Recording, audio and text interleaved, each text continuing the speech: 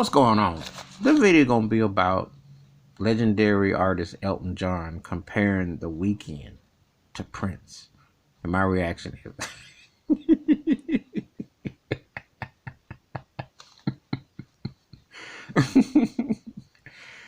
oh Lord, I don't know if it's the hair, the tie on his head that, Elton John, I don't know what he thinking. I read the article and what he said.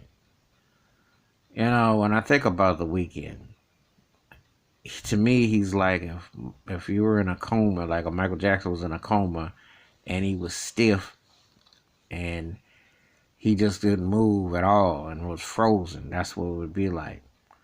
The Weeknd has obviously been inspired by 80s artists. That would be it Michael Jackson, be it Prince, and some other artists and stuff. But that's it. There's no comparison. Prince was never as flat as The Weeknd. When you compare an artist, what are you comparing it with? What are you trying to say? The Weeknd always sounds the same.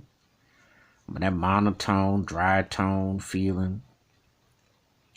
He's accessible. Has some hits, obviously. But I don't see nothing special about him. It's like new agey with a couple beats. It ain't really memorable. Just seems like a stiff turkey to me. And I remember, I think he did a remake of R. Kelly's Down Low a year ago. I listened to it or something and I fell asleep. Most of his stuff, I did like that Can't Feel My Face. He had a couple songs that I didn't kind of like. But most of the stuff, and he got that song out now that sounds like a flock of seagulls outran. And he's kind of like throwing himself as a throwback, deadpan. But it doesn't have any energy. And if you're going to compare yourself, be compared to like Prince, you could say that he has this kind of bubble of way he operates out of maybe in his own. But a lot of artists are like that. That's nothing new. And he's had success. But he doesn't take you on no risk. He doesn't make you think. It's not like a lot of deep. And it's not like how people are going to sit there and digest The Weeknd's music and think, oh, this is going to be a turning point song. This is a turning point album, whatever. For crying out loud, for Elton John to say that, this is the week where Prince's box set for Sign of the Times came back 33 years ago. I doubt very seriously that 30-some years from now, they're going to be talking about The Weeknd's memorable albums or his live shows or anything like that. I doubt it.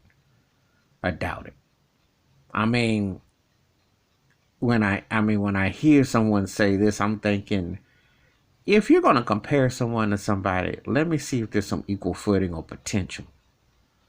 The Weeknd is just one of those cats that he's like a dime a dozen.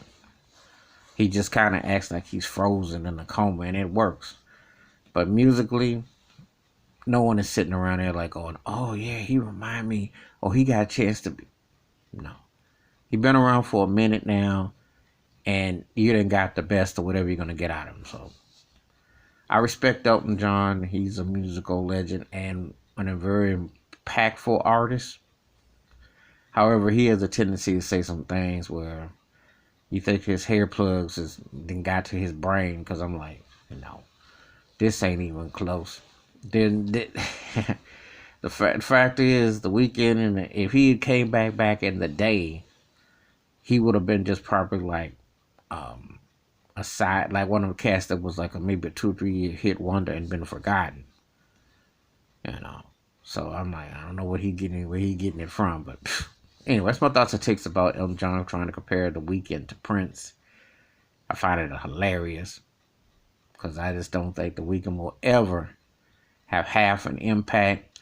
He'd be okay during his era, but no one is going to sit around thinking about The Weeknd as some great all-time artist or debate him on the merits of somebody from the past, because But anyway, give me your thoughts, your takes on it. Hit the like and subscribe, and the bell rings a new video. Wash your hands, keep your mind clear, watch out for one another. And sometimes you just gotta let things manifest as they are. But don't make comparisons when they really ain't there. I'm out.